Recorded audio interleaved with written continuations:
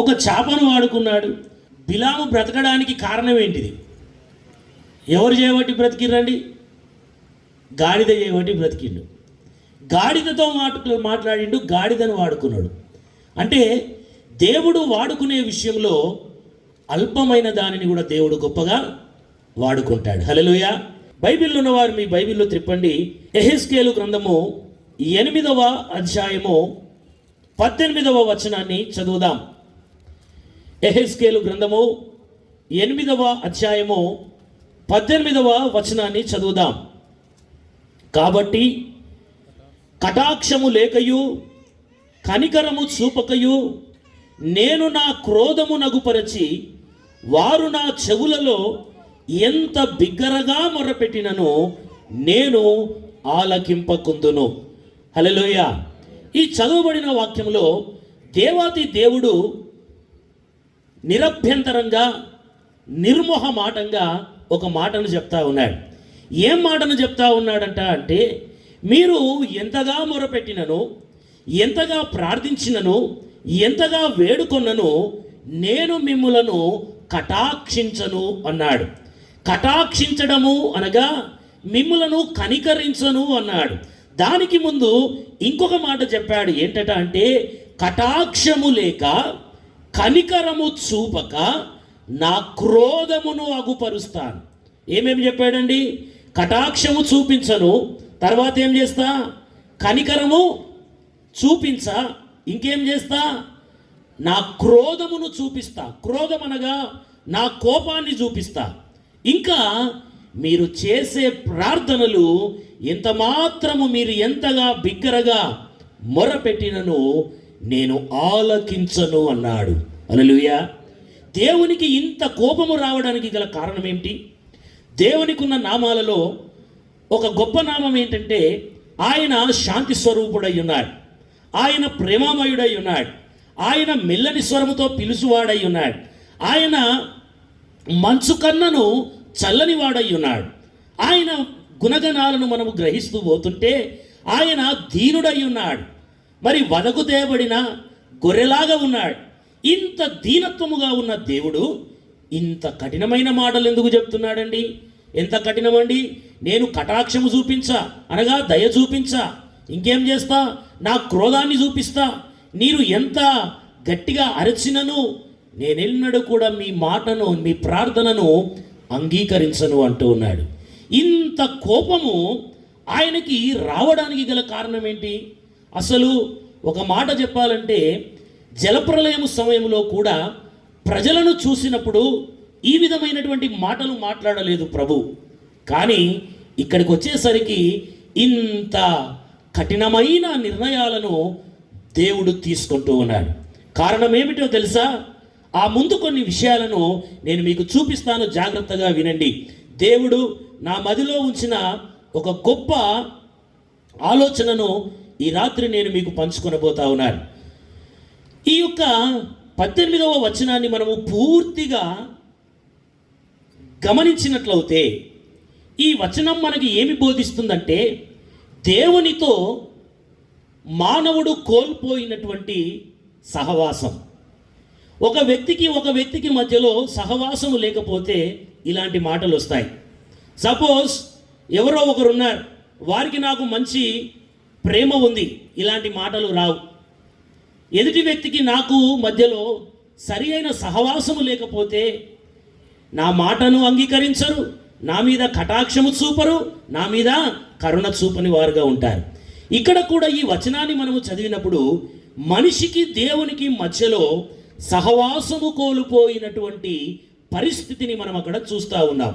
మరి మనిషికి దేవునికి మధ్యలో, దేవునికి మనిషితో ఏమి కొట్లాట, దేవునికి మనిషి మీద ఏమి మరి ఏమంటాము దానిని షరతు, దేవునికి మనిషితో ఏమి గొడవ అని అంటే, బైబిల్లో త్వరగా మీకు నేను కొన్ని మాటలు చూపిస్తాను.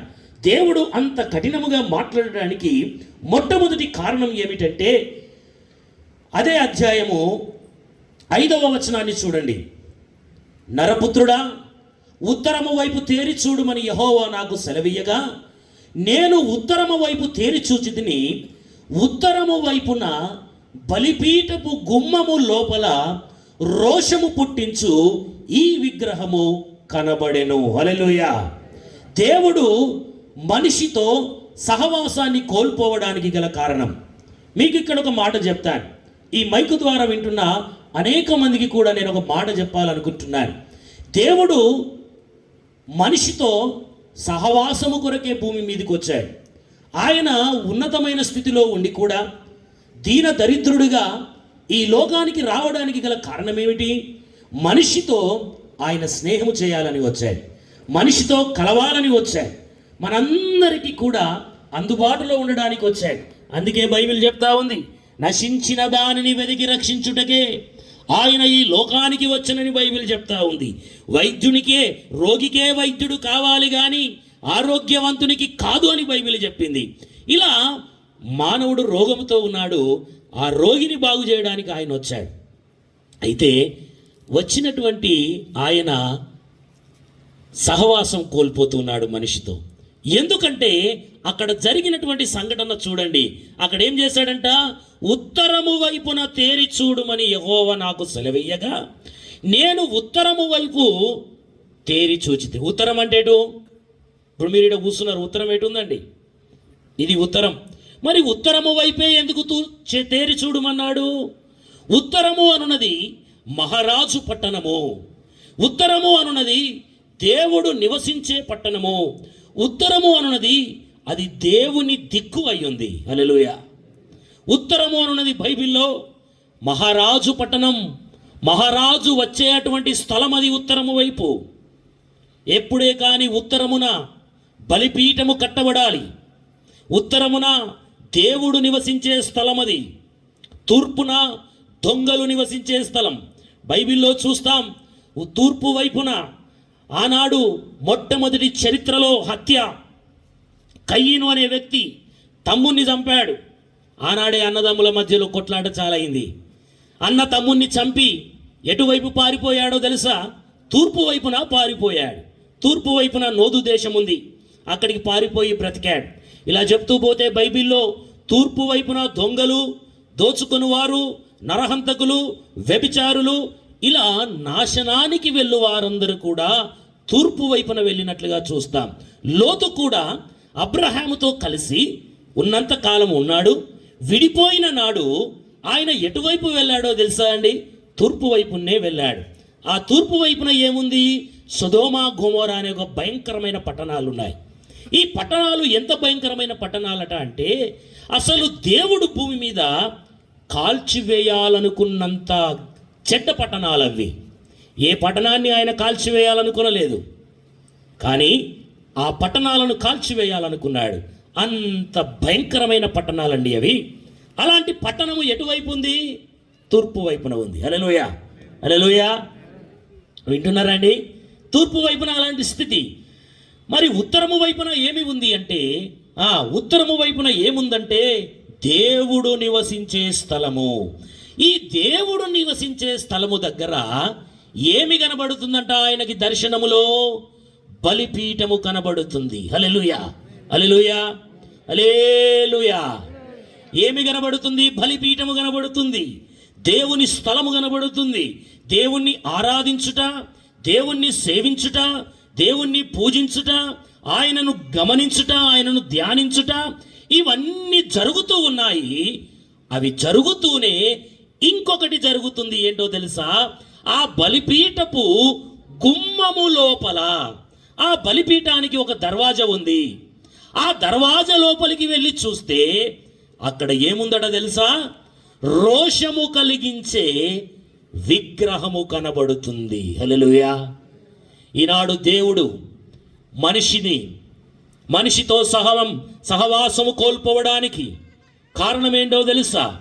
ఉత్తరము వైపున బలిపీఠము ఉండే చోట బలిపీఠము ఉంది. ఆ బలిపీఠము పక్కనే ఏముంది?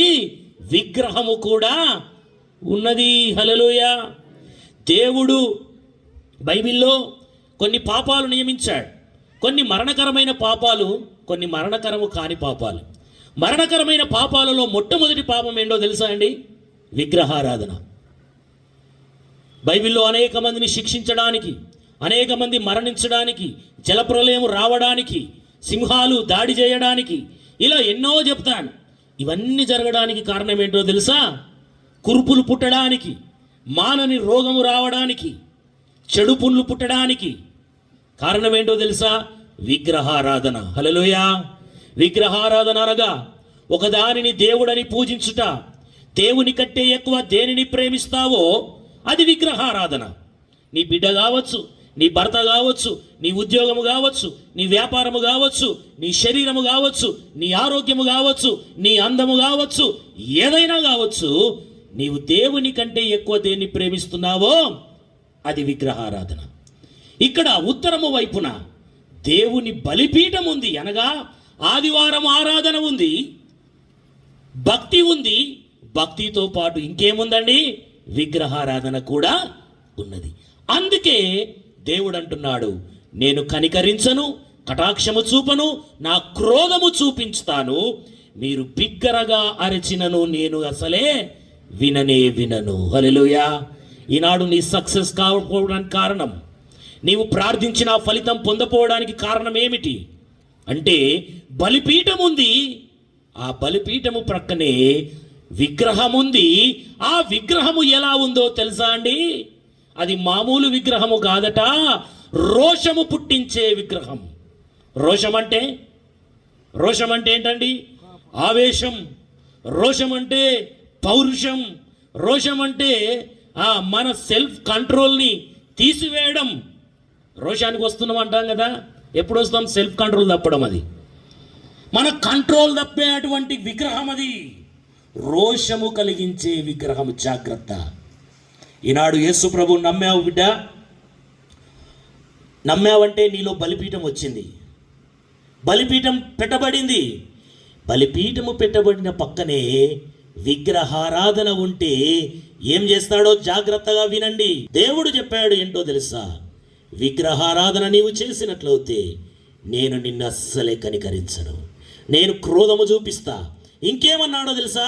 అలాగే కాస్త కిందికి చదివితే అక్కడ ఇంకొక మాట చెప్పాడు చూడండి. అదే అక్కడ మీకు ఒక మాట చూపిస్తా.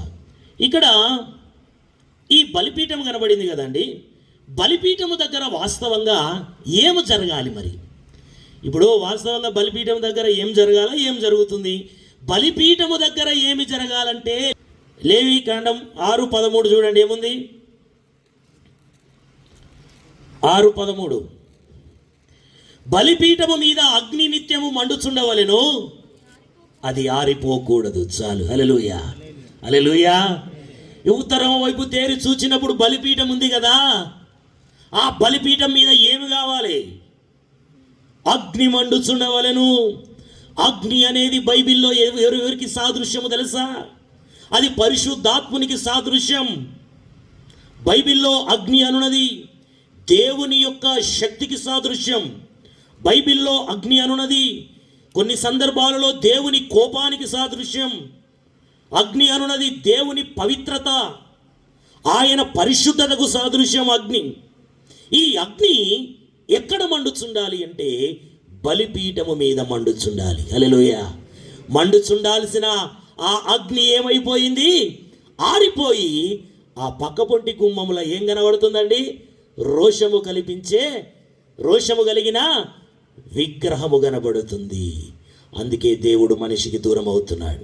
రెండవది, అలాగే కిందికి చదివితే 6వ వచనాన్ని చూడండి. యెహెజ్కేలు 8:6 వచనం. అంతటా ఆయన నాతో ఈలాగు సెలవిచ్చెను, నరపుత్రుడా, వారు చేయుదానుని నీవు చూచుచున్నావు కదా, నా పరిశుద్ధ స్థలమును నేను విడిచిపోవునట్లుగా ఇశ్రాయేలీలు ఇక్కడ చేయు అత్యధికమైన హేయ కృత్యములు చూచితివా? ఈ తట్టు తిరిగిన ఎడల వీటి కంటే మరి అధికమైన హేయ క్రియలు చూచెదవు. వీళ్ళు ఏం చేస్తున్నారట? తనంతట తానే పరిశుద్ధ స్థలమును విడిచిపోయేటట్లుగా చేస్తున్నారంట దేవుణ్ణి. హల్లెలూయా. ఎంత ఘోరం అండి! దేవుడు ఇంత హార్డ్ డిసిషన్, ఇంత భయంకరమైన నిర్ణయం తీసుకునడానికి కారణం ఏమిటంటే దేవుని ప్రజలుగా ఉండాల్సిన వారు ఏం చేస్తున్నారో తెలుసా? దేవుడు తనంతట తానే పరిశుద్ధ స్థలాన్ని విడిచిపోయేటట్లుగా చేస్తున్నారంట. హృదయమే నీ ఆలయం క్రీస్తు, నీ నామమే నా గానం, విదితము కాదే ఇలలో ఎవరికి వివరించగనే పావన రూపం. హృదయమే నీ ఆలయం క్రీస్తు, నీ నామమే నా గానం, విదితము కాదే ఇలలో ఎవరికి వివరించగనే పావన రూపం. హృదయమే నీ ఆలయం క్రీస్తు. హల్లెలూయా. హృదయము ఆయన ఆలయం. ఆయన ఆలయములో ఆయన ఉండడానికి వస్తే ఏం చేస్తున్నామట? పొమ్మనలేక పొగబెట్టుతున్నామంట. నీవు పో అని చెప్పలేక హేయమైన క్రియలు చేస్తూ దేవుడు ఆ పరిశుద్ధ స్థలములో ఉండకుండా చేస్తున్నామంట. ఏమేమి చేస్తున్నాం లిస్టు రాసుకుందాం. నీవేమి చేస్తున్నావో లిస్టు రాసుకో. గుడిలో బాగున్నావు, నీ హృదయం ఎలా ఉంది? నీవేంటో ముగ్గురికి తెలుస్తుంది. నీవేంటో నీకు తెలుసు, నీవేంటో దేవునికి తెలుసు, నీవేంటో దయ్యానికి తెలుసు. హల్లెలూయా. నీ కథ అంతా ఎవరికి తెలియదు. కట్టుకున్న భర్తకు, కట్టుకున్న భార్యకు నువ్వేంటో తెలియదు. కనుక్కున్న పిల్లలకు కూడా నువ్వెవరో తెలియదు. నీవెవరికి తెలుసు అంటే నీవు బాగుగా తెలుసు, నీ గురించి దేవునికి తెలుసు, రెండవదిగా దయ్యానికి బాగా తెలుసు నీవేంటో, నీ స్థితి ఏంటో. ఈరోజు ముఖం ఒకటే, కళలెన్నో. ఒకటే ముఖం ఉంది, ముఖం వెనక 100 కళలు ఉన్నాయి. ఈ కళలు సందర్భాన్ని బట్టి బయటకు వస్తాయి. అవే ఈ కళలు హేయమైన క్రియలవి. ఈ కళలన్నీ ఎలాంటివంటే హేయమైన క్రియలు. హేయమైన క్రియలు అక్కడ దేవుణ్ణి పొమ్మనలేక పొగబెడుతున్నట్లుగా చేస్తున్నారంట. అలా చేయుట వలననే నేను మీ మాట వినట్లేదు, నా క్రోధము చూపిస్తున్నా, నేను కటాక్షము చూపించట్లేదు, నేను కటాక్షము గల దేవుడనే, కానీ నేనిప్పుడు మీ మీద కటాక్షము ఇక చూపించను. ఇంకా అలా చదువుతూ పోతే భయంకరమైన విషయాలు అక్కడ చూస్తామండి. అప్పుడు ఆవరణ ద్వారము దగ్గర నన్ను ఆయన దించగా గోడలోనున్న సందు ఒకటి నాకు కనబడెను. ఇక ఆ జీవితము దగ్గర దించినాక ఆ యొక్క దర్శనములో ఆ యొక్క బలిపీఠము ఉన్నది, అక్కడ దేవుని ఆలయం ఉన్నది, ఆ ఆలయం దగ్గర ఆవరణం ఉన్నది. ఆవరణం అంటే ముందు స్థలం. ఈ ముందు స్థలంలో దించినాక అక్కడ ఏమున్నదట? ఏమున్నదండి? చదవండి. ఏముంది? ఒక సందు కలదు. ఏముంది? సందుంది. గోడలోనున్న సందు ఒకటి నాకు కనబడెను. సందు అంటే ఎంత ఉంటుందండి? సందు అంటే ఎంతది? మన భాషలో పలుగు. గోడకి ఏమొచ్చింది? క్రాక్, పలుగు. చిన్న సందు ఉంది. ఆ సందులో నుండి ఏమైందో చూడండి. నరపుత్రుడా, ఆ గోడకు కన్నము త్రవ్వుమని ఆయన నాకు సెలవీయగా నేను గోడకు కన్నము త్రవ్వినంతలో ద్వారం ఒకటి కనబడెను. వామ్మో! ఫస్ట్ ఏమి కనబడ్డది? చిన్న సందు కనబడ్డది. ఆ సందు దగ్గరికి పోయి ఏమన్నాడట? దాన్ని త్రవ్వు, దానికి ఒక రంధ్రం చేయి అన్నాడు. అనగానే కన్నము కొట్టిండు. కొడితే ఏమైందో తెలుసా? పెద్ద ద్వారము కనబడెను. ఆ ద్వారము కనబడ్డాక ఏమైంది చూడండి. ఆ ద్వారం ఒకటి కనబడెను. నీవు లోపలికి చొచ్చి ఇక్కడ వారెట్టి హేయ కృత్యములు చేయుచున్నారో చూడుమని ఆయన నాకు సెలవీయగా. వీరు హేయ కృత్యములు ఎక్కడ చేస్తున్నారో తెలుసా? గోడ సందుంది, గోడ సాటుంది, ఆ గోడ సాటున ద్వారం ఉంది, ఆ ద్వారములో చేస్తున్నారు. అనగా చాటుమాటుగా చేయు పాపములు. హల్లెలూయా. చూస్తున్నాడమ్మా చెల్లి, చూస్తున్నాడమ్మా, నువ్వు చేసే పనులన్నీ చూస్తున్నాడమ్మా. చూస్తున్నాడమ్మా చెల్లి, చూస్తున్నాడమ్మా, నువ్వు చేసే పనులన్నీ చూస్తున్నాడమ్మా. అడుగుతాడమ్మా లెక్క, అడుగుతాడమ్మా, తీర్పు రోజు నిన్నో లెక్క అడుగుతాడమ్మా. అడుగుతాడమ్మా లెక్క, అడుగుతాడమ్మా, తీర్పు రోజు నిన్నో లెక్క. చీకట్లో చేశానని నన్నెవరూ చూడలేదని, చీకట్లో చేశానని నన్నెవరూ చూడలేదని, చూసినా నాకేమని ఎవరేమి చేస్తారని, చూసినా నాకేమని ఎవరేమి చేస్తారని, విర్రవీగుతున్నావా, విర్రవీగుతున్నావా, చెడ్డ పనులు చేస్తున్నావా. చూస్తున్నాడమ్మా చెల్లి, చూస్తున్నాడమ్మా, నువ్వు లేనే చూస్తున్నాడమ్మా, చూస్తున్నాడమ్మా చెల్లి. విదేశాల్లో ఉన్నానని చాలా తెలివైన దానని, విదేశాల్లో ఉన్నానని చాలా నానని, ఉద్యోగాలున్నాయని, విర్రవీగుతున్నావా, విర్రవీగుతున్నావా, చెడ్డ పనులు చేస్తున్నావా. చూస్తున్నాడమ్మా చెల్లి, చూస్తున్నా, నువ్వు చేసే పనులన్నీ చూస్తున్నాడమ్మా. హల్లెలూయా. ఈ గోడకు కన్నం కొడితే కన్నములో నుండి చూస్తే సాటుమాటు వ్యవహారాలు కనబడుతున్నాయి. గుడిలో ఒక బోధ, గుడి బయట ఒక బోధ. సాగం సాగం సాగం అని ఒక పాట ఉంటుంది, శరీ సగం. గుడిలో సగం, వీధిలో సగం. గుడిలో సగం, సినిమా హాల్లో సగం. దేవునిలో సగము, లోకములో సగం. ఏది చేసినా సగం సగమే. సాటుమాటు వ్యవహారాలు. హల్లెలూయా. దేవుడు క్రోధము రావడానికి కారణం ఏమిటి? భర్త చాటుకు భార్య, భార్య చాటుకు భర్త, తల్లిదండ్రుల చాటుకు పిల్లలు, పిల్లల చాటుకు తల్లిదండ్రులు, అందరూ కూడా దేవుని చాటుకు చేస్తున్నాను అనుకుంటున్నారు. కానీ దేవుడు ఏం చేస్తున్నాడో తెలుసా? ఆయన తేటగా నిన్ను చూస్తున్నాడు. నా అరచేతిలో నిన్ను చెక్కుకున్నానన్నాడు. అరచేతిలో చెక్కుకుంటే దగ్గరికి పెట్టి చూసుకుంటాడండి. నీవెక్కడికి తప్పించుకొని పోలేవు. హల్లెలూయా. ఆ కన్నములో నుండి చూస్తే పెద్ద ద్వారము కనబడింది. నీవు లోపలికి చొచ్చి చూడమంటే ఆ ద్వారం ఎట్లున్నదట? కన్నం. ఇప్పుడు ఇది కన్నం, ఈ కన్నం వెనుక ద్వారం, ఆ ద్వారము లోపల హేయక్రియలు.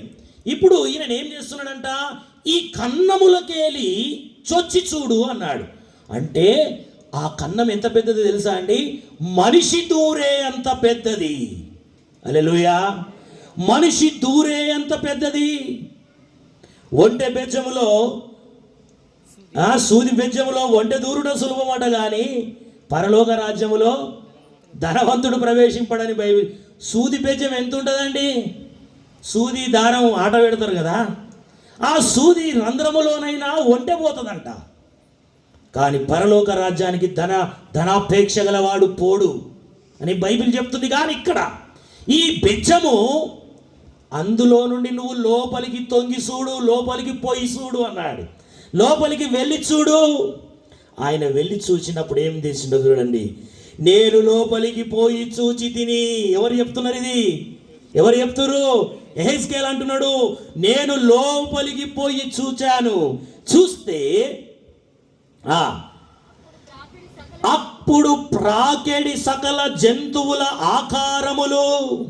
హేయమైన మృగముల ఆకారములను అనగా ఇశ్రాయేలీల దేవతల విగ్రహములన్నీ గోడ మీదను చుట్టూను వ్రాయబడి ఉన్నట్టు కనబడెను. హల్లెలూయా. ఇది చాలా ప్రమాదకరమైన పాపం చేస్తున్నారు ఇక్కడ. బైబిల్ పాత నిబంధనలో ద్వితీయోపదేశ కాండములో అంటున్నాడు ఏంటో తెలుసా? నీవు నా మాట విని నా ఆజ్ఞలను అనుసరించిన ఎడల నీ పంట, నీ పాడి, నీ పశువులు, నీ గర్భఫలం, నీ దుక్కిటెద్దులు, నీ గొర్రె మేకల మందలు, నీ పశువుల మందలు దీవిస్తానంటూ, నీవు ఇంటి లోపలికి వచ్చినప్పుడు దీవెనా, ఇంటి లోపల నుండి వెళ్ళినప్పుడు దీవెనా, నీవు అనేక జనములు అప్పిచ్చదవు కానీ అప్పు చెయ్యవని చెప్పాడు కదా. దానికి ముందేమన్నాడో తెలుసా? నా ఆజ్ఞలను నీ ఇంటి గవిని మీద రాసుకోమన్నాడు, నీ చేతికి సూచనలాగా కట్టుకోమన్నాడు, నీ మెడలో కంఠ భూషణములాగా కట్టుకోమన్నాడు. ఇలాగే ఇక్కడ ఏం చేస్తున్నారట కొంతమంది, హేయమైనటువంటి ఆకారాలను, అర్థమవుతుందండి? హేయమైన ఆకారాలు, అందులో సకల జాతి, ప్రాకే జాతి మృగములు, వారి యొక్క హేయమైనటువంటి రాతలు ఆ గోడల మీద కనబడుతున్నాయి. వాటి ఆకారాలు కనబడుతున్నాయి, వాటిని గూర్చిన రాతలు కూడా. బైబిల్ ఏం చెప్పిందో తెలుసా? నా ఆజ్ఞలను నీ ఇంటి గవిని మీద రాసుకోమని బైబిల్ చెప్పింది. కానీ ఇక్కడ ఏం చేస్తున్నారంట? ఇశ్రాయేలీ ప్రజలు వారి యొక్క దేవతలు, భయంకరమైన దేవతల రాతలు ఆ గోడల మీద రాసుకొని కనబడుతున్నారు. ఎక్కడ తెలుసా? జీవితం అనే గోడలు. జీవితం అంతా ఒక్కొక్కసారి పరీక్ష చేయాలి. నీ జీవితం అంతా ఒక్కొక్కసారి పరీక్ష చేయాలి. ఆ పరీక్షలోనే పాపాలన్నీ కడిగి వేయాలి. ఆ పరీక్షలోనే పాపాలన్నీ కడిగి వేయాలి. మారాలి మారాలి నీ మనసే. మారిందా లేదా? అవునోరు వల్ల మారాలి మారాలి. మారనోళ్ళు కొట్టగురి, హృదయం మారనోళ్ళు కొట్టగురి, మారినోళ్ళే కొట్టాలి. మారాలి మారాలి నీ మనసే. మారాలి మారాలి నీ మనసే మారాలి. మారిన మనసు దేవునికి ఇస్తే ఫలితం ఉంటుంది. నీ మారిన మనసు దేవునికి ఇస్తే ఫలితం ఉంటుంది. జీవితం అంతా ఒక్కొక్కసారి పరీక్ష చేయాలి. నీ జీవితం అంతా ఒక్కొక్కసారి పరీక్ష చేయాలి. ఆ పరీక్షలోనే పాపాలన్నీ కడిగి వేయాలి. ఆ పరీక్షలోనే పాపాలన్నీ కడిగి వేయాలి. లేలయా. నీ గోడల మీద ఏమన్నా రాసున్నాయేమో రాతలు. ఏ గోడలు? ఇంట్లో గోడలు కాదు, గుండె గోడలు. హల్లెలూయా. ఈ గుండె గోడలు ఉన్నాయి లోపల. ఈ గుండెలల్లో ఏం రాసుకున్నావు? ఏం రాసుకున్నావు? నీ గుండెది గింతంత హృదయం. గుండె, మనిషి గుండె ఎంత? మనిషికి ఎంత ఉంటుంది? బిందెడు ఉంటుందా గుండె? బిందె ఎంత ఉంటుందా గుండె? ఎంత ఉంటుంది? నీ పిడికిలు ఎంతో నీ గుండె ఎంత? ఈ ముత్యమంతా గుండెలా ఇంతంత సుట్టంకిత్తివి, ఇంతంత ఇయ్యపునికిత్తివి, ఇయ్యపురాలకిత్తివి, బిడ్డకిత్తివి, లోకానికిత్తివి, బంధువుకిత్తివి, స్నేహితునికిత్తివి, భర్తకిత్తివి, భార్యకిత్తివి. ఓ ఉన్నోళ్ళందరికీ పలహారం పంచినట్లుగా పంచి పెడితివి. ఇక ఉన్నది గింత. ఈ ముత్యమంతా తీసుకొచ్చి దేవునికి ఇచ్చేయమంటావు తెలుసా? నా వ్యాపారాన్ని దీవించు, నా బిడ్డకు మంచి కొడుకే పుట్టాలి, బిడ్డ అద్దే వద్దు. ఎంతమంది అయినా సరే కొడుకులే పుట్టాలి తప్ప బిడ్డలు వద్దు. ఇంకేం కావాలి? నేను ఏది ముడితే అది బంగారం కావాలి. నేను చేసిందంతా సక్సెస్ కావాలి. ఆరోగ్యం మంచిగా ఉండాలి, వ్యాపారం మంచిగా ఉండాలి, పైసలు రావాలి. నేను కష్టపడకున్నా సరే నాకు మాత్రం పైసలే. ఇచ్చింది ఎంత? దేవునికి హృదయం. ఇచ్చింది ఏమి లేదండి. ఇచ్చింది గింత, అడిగేది గింత. అయినా దేవుడు మంచోడు, కనికరంగల్లోడు, కృపగల్లోడు. ఆయన కోపపడనోడు గనక నువ్వు అడిగినవన్నీ చెయ్యకున్నా అందులో సగమన్నా ఇత్తుండు గనుకనే గాలి పీలుస్తున్నావు, గుండె కొట్టుకుంటుంది, కిడ్నీలు పనిచేస్తున్నాయి, లివర్ పనిచేస్తుంది, అన్నీ మంచిగా పనిచేస్తున్నాయి. ఒక్కడి తలకాయలు కొంచెం తేడా అయిందనుకో ఏమవుతుంది? గిట్ల పడే కాలు గిట్ల పడుతుంది. తలకాయల మెదడుకు చిన్న తేడాతో ఏమవుతుందండి? చిన్నదే నరం ఇట్లా అయిందనుకో ఏమవుతుంది? ఇటేసే కాలు ఇటేస్తావు, వెనుక కూర్చున్నావు ముందడికి పడతావు. అట్లా ఉంటుంది మన కథ. అయినా దేవుడు కృపగల్లోడండి. నువ్వెన్ని దేవునికి ఇవ్వకున్నా ఆయన నీకు ఇస్తున్నాడు. హల్లెలూయా. ఈ రాత్రి దేవుడు క్రోధము చూపించకుండా ఉండాలంటే నీ గోడల మీద ఏమన్నా రాసుకున్నవేమో చూసుకో. ఒకవేళ రాసుకుంటే వాటిని తీసేయి. ఇక చివరికి వస్తున్నా, ఇంకా కొంచెం ముందుకు చూడండి. బోర్ వచ్చిందా? ముగిద్దామంటే ముగిద్దాం, ఆయనతో చెప్పమంటే చెప్దాం. చెప్పాలా ఆయనతో? హల్లెలూయా, రైట్, సంతోషం. 11వ వచనం చూడండి. మరియు ఒక్కొక్కడు తన చేతితో ధూపార్తి పట్టుకొని ఇశ్రాయేలీల పెద్దలు 70 మంది వారి మధ్యన షాఫాను కుమారుడైన యజన్యాయు ఆ యాకారములకు ఎదురుగా నిలిచి ఉండగా చిక్కని మేఘము వలె ధూపవాసన ఎక్కుచుండెను. ఇక చూడు వీళ్ళ కథ ఎట్లున్నదో. ఈ 70 మంది పెద్దలు, ఇజ్రాయేలు 70 మంది పెద్దలు ఏం చేస్తున్నారంట? ధూపార్తి పట్టుకున్నారంట. ధూపార్తి అంటే తెలుసు కదా, ధూపం వేసే ఆర్తి, ధూపం పోతా ఉంటుంది కదా. ధూపార్తి పట్టుకొని ఆ విగ్రహాలకు ధూపాలను వేస్తున్నారంట. హల్లెలూయా. ధూపాలు వేయడం అంటే ఏంటో తెలుసా? అది పోవద్దు, ఇది పోవద్దు, దేవుడు పోవద్దు, లోకం పోవద్దు. వింటున్నారండి? ధూపము సాటుగా ధూపము అట్లా వెళ్ళిపోతుంటుంది అంతే. అది ఇక ఏటు చేసేది అటు చేయాలి, దేవునికి చేసేది దేవుని చేయాలి, లోకానికి చేసేది లోకానికి చేయాలి. ధూపార్తి వేస్తున్నారంట. ఇంకా ఆ చిక్కని మేఘము వలె ధూపము వాసన ఎక్కుచుండెను. అప్పుడు ఆయన నాకు సెలవిచ్చినదేమనగా, నరపుత్రుడా, యెహోవా మమ్మును కానకయుండును, యెహోవా దేశమును విసర్జించను అని అనుకొని ఇశ్రాయేలీల పెద్దలు చీకటిలో తమ విగ్రహపు గదులలో వారిలో ప్రతివాడు చేయు దానిని నీవు చూచుచున్నావు కదా. మరియు ఆయన, నీవు ఈ తట్టు తిరుగు, వీటిని మించిన అతిహేయ కృత్యములు వారు చేయుట చూతు అని నాతో చెప్పి యెహోవా మందిరపు ఉత్తర ద్వారము దగ్గర నన్ను దింపగా అక్కడ స్త్రీలు కూర్చుండి తమ్మూజు దేవతను గూర్చి ఏడ్చుట చూచితిని. అప్పుడు ఆయన, నరపుత్రుడా, ఇది చూచితివి గాని నీవు తిరిగి చూచిన ఎడల వీటిని మించిన హేయ కృత్యములు చూతు అని నాతో చెప్పి యెహోవా మందిరపు లోపలి ఆవరణములో నన్ను దింపగా అక్కడ యెహోవా ఆలయము ద్వారము దగ్గరనున్న ముఖ మంటపమునకును బలిపీఠమునకును మధ్యను ఇంచుమించు 25 మనుషులు కనబడిరి. వారి వీపులు యెహోవా ఆలయం